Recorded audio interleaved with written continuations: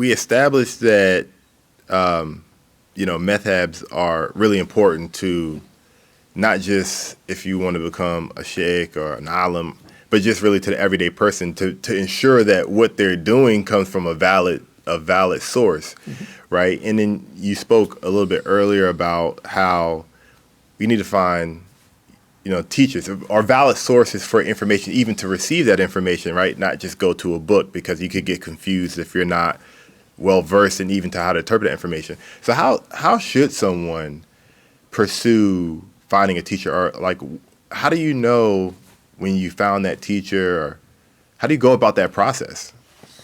For most people, it's going to be as simple as finding someone who's willing to teach you, asking him who his teacher was.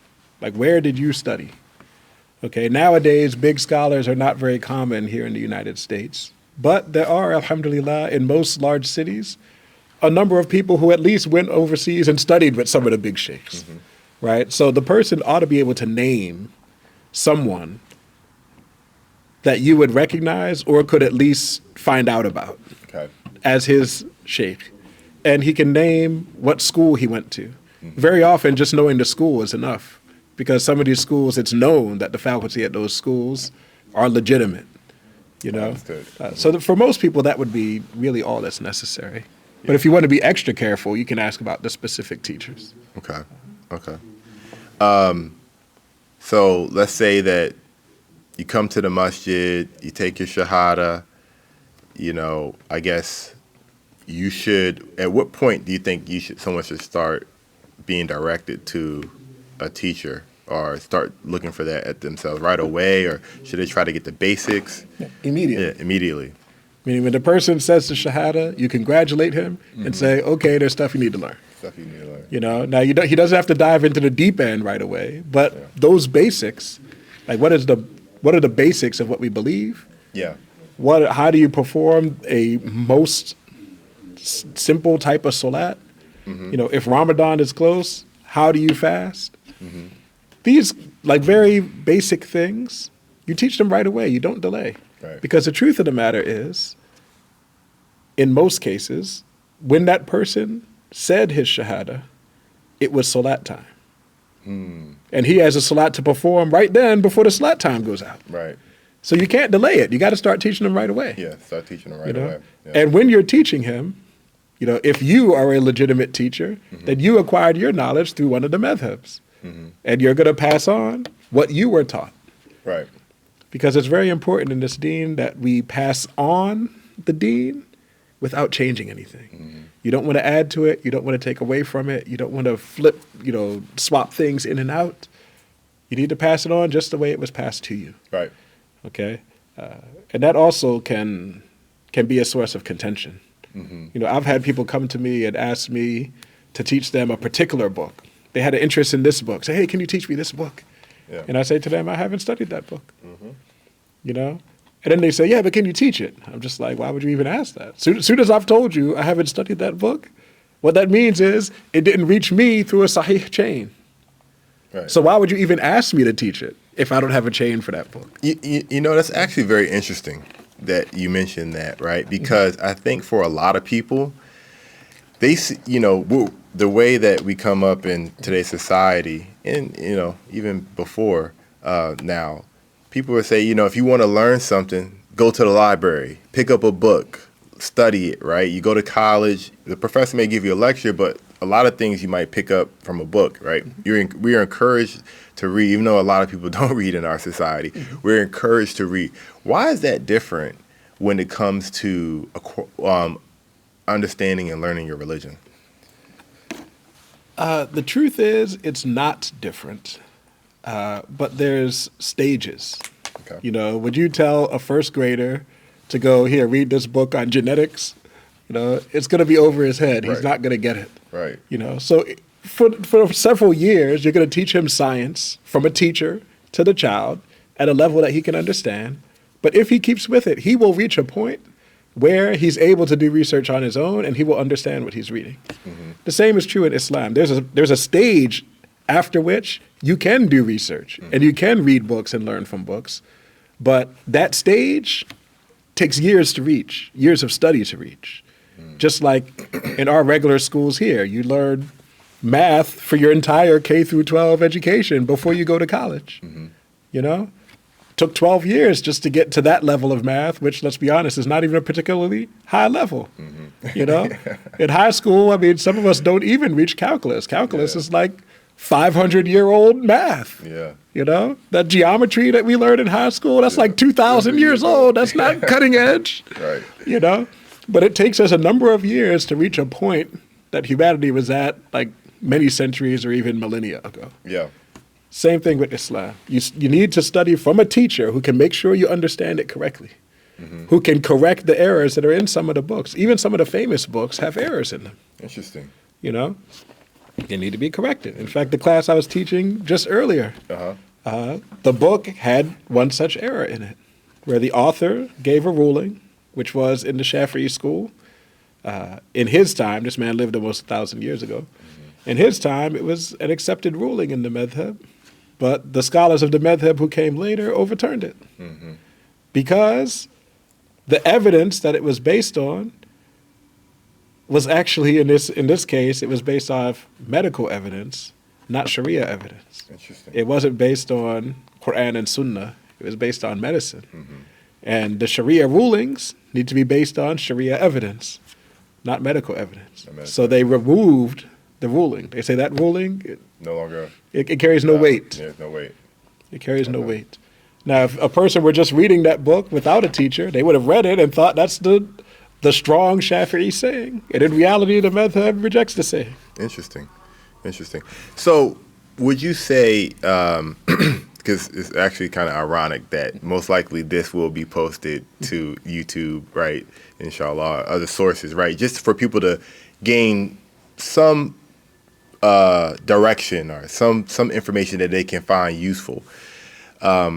You know, we live in an age where people are on their phone 24/7. Not saying it's a bad thing or not saying it's a good thing. It's just where we are as a society. And inshallah, this information will be able to reach people who are, you know, maybe scrolling and they find use out of it.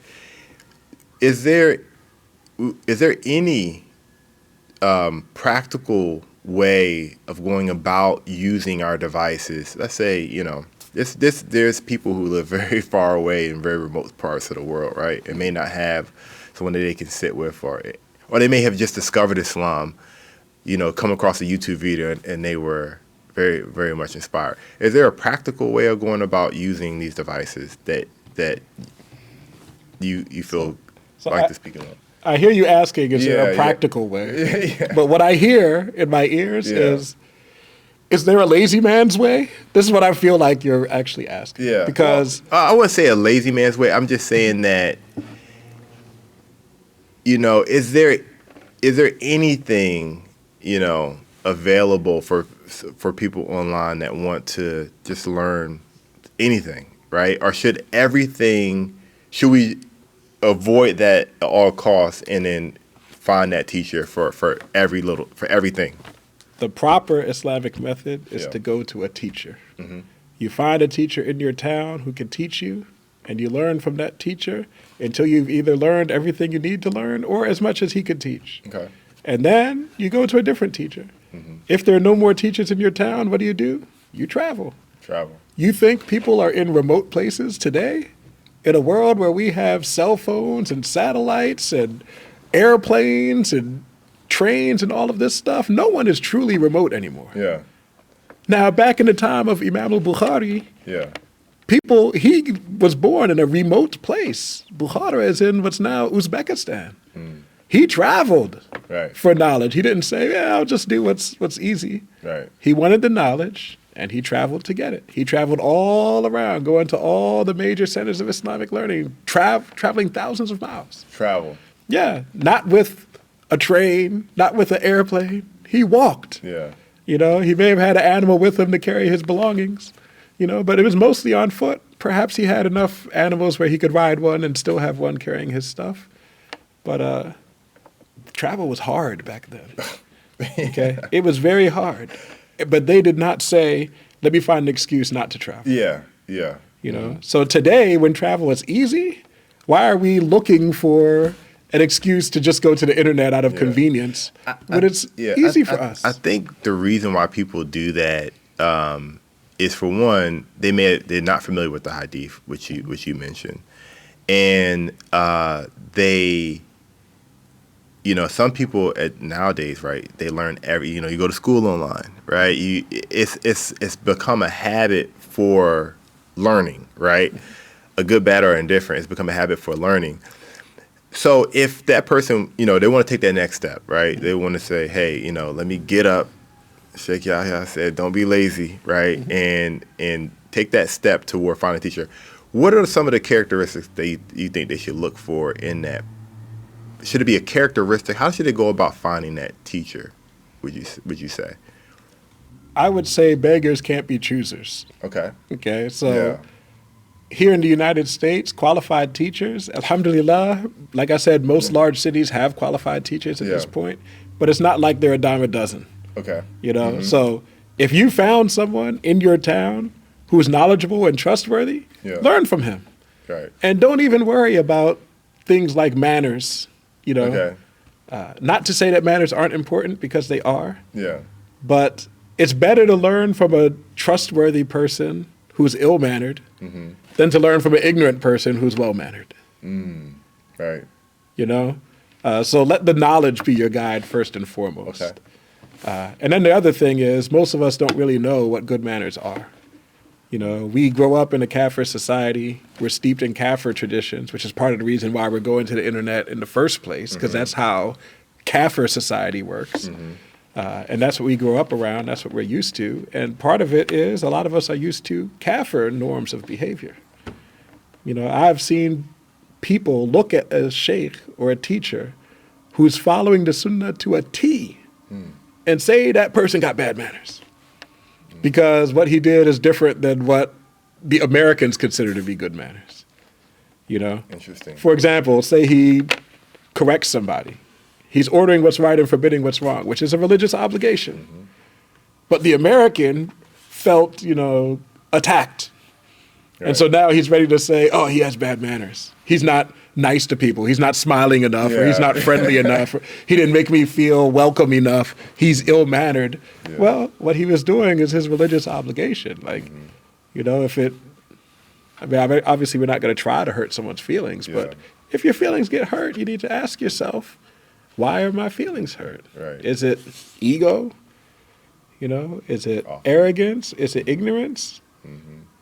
Or is it shame? It could be any number of reasons. Right. But in the end, regardless of the reason, if you want to be safe on the day of judgment, what you need to do is take the advice. Take the advice. And be grateful for it. This person just saved me from however many mistakes I would have made if that advice hadn't been given to me. Mashallah. You should be making dua for him. Even though it hurt your feelings momentarily, you realize it was for the better. Yeah.